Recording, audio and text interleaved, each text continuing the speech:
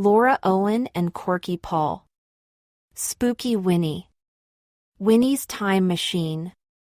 Winnie looked at her garden and sighed. That flower bed looks like a noodle-doodle salad with added slugs on the side. Still, it'll look better when I've planted this nice lolly lily plant. And it'll give me fresh lollies to pick all summer long. Now, what can I find for the lolly lily plant to grow up? Winnie stuck her spade into the earth and was about to dig when, crash! Ting!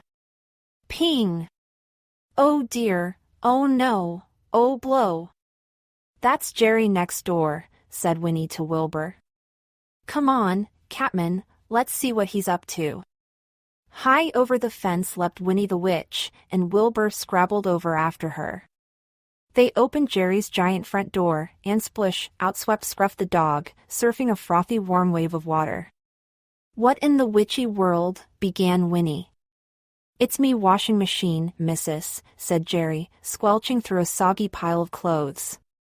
I was just washing me smalls when me machine started banging.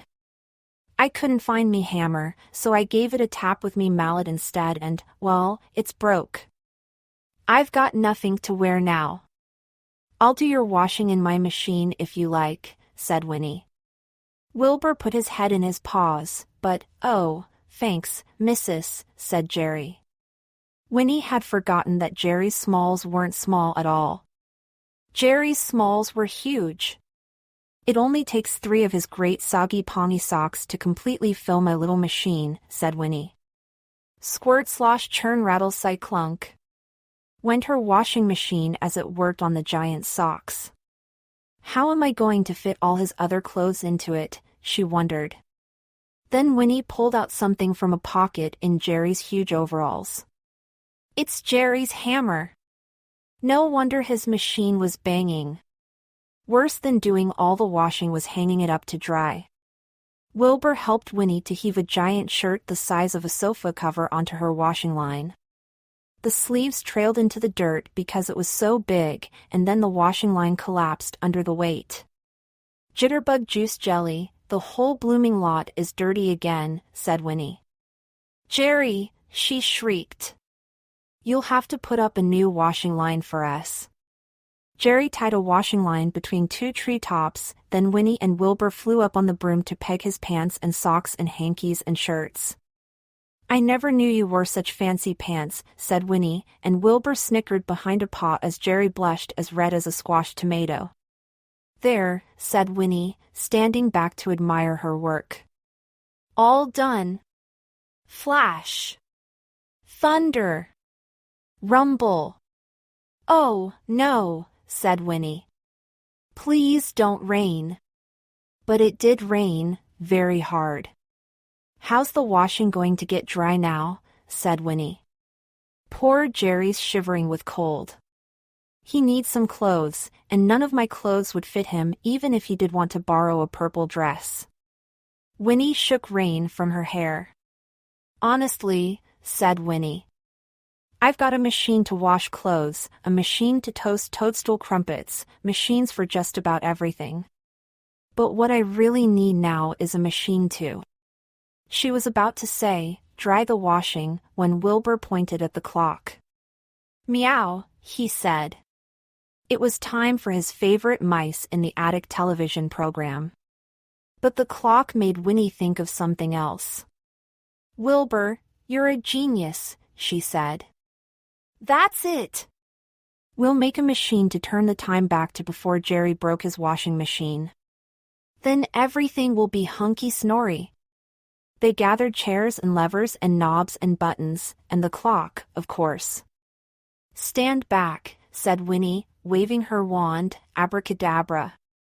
Clatter clunk clunk. Behold a monstrously magnificent marvelous time machine, announced Winnie. They put on cauldron smash helmets and climbed into the machine. Right, said Winnie. Set it for 8 o'clock this morning. Wilbur was just setting the clock when a flash of lightning made them all jump and Wilbur's clock setting went a bit haywire.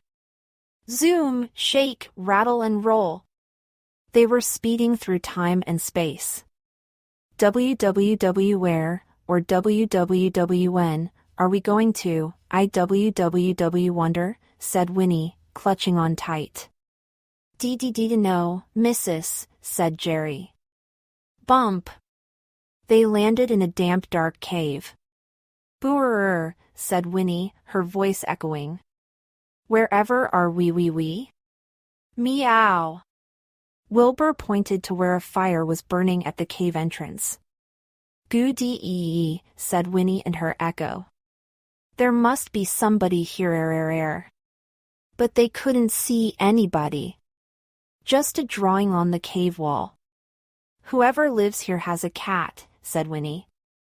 And a dog. So they must be ever so friendly. They's got giant animals, said Jerry, picking up some huge bones. Gulp. Went Wilbur, pointing a claw at something, or somebody, in the cave opening. I think it might be time to go, missus, said Jerry, because the person at the cave entrance didn't look ever so friendly after all. She was holding a spear.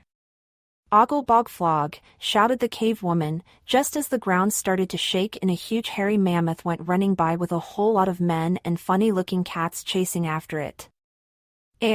Time to go home, and quick, said Winnie. Hold tight. Winnie waved her wand, abracadabra. Whirl swirl twirl clatter. They landed back in Winnie's kitchen with the rain still splattering the windows. Safe and sound, said Winnie. But what was all that clattering? It was them bones, said Jerry. They came back with me. I wonder what kind of critter they belong to,